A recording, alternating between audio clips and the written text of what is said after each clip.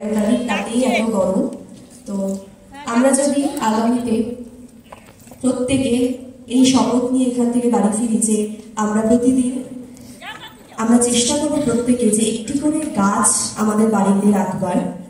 আমরা এই অনুষ্ঠানে এই মঞ্চে গাছে জল দেওয়ার মধ্য দিয়ে সেই বার্তাই সকলকে পৌঁছে দিতে চাইছি।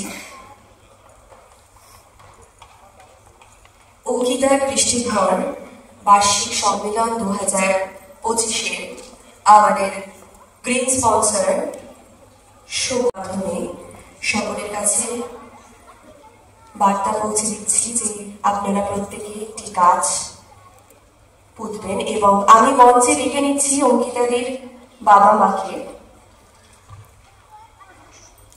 আমি মঞ্চে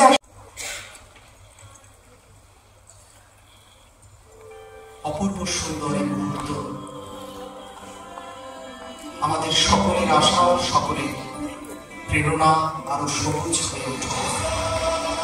একই সঙ্গে স্নেহ, ভালোবাসা এবং যত্নের জল পেয়ে বটবৃক্ষের মতো হয়ে উঠুন।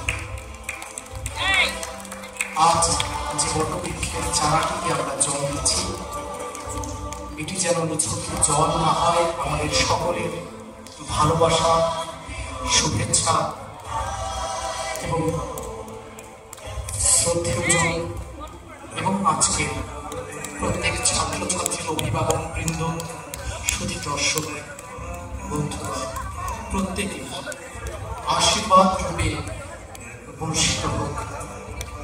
চারা গাছ যেমন মাথা উঁচু করে তার সবুজ কেতন অনেক বার্তা দিয়ে যায়, অঙ্কিতার বৃষ্টিঘর তেমনি একটি টবের মতো, তাতে অনেকগুলি সবুজ প্রাণ।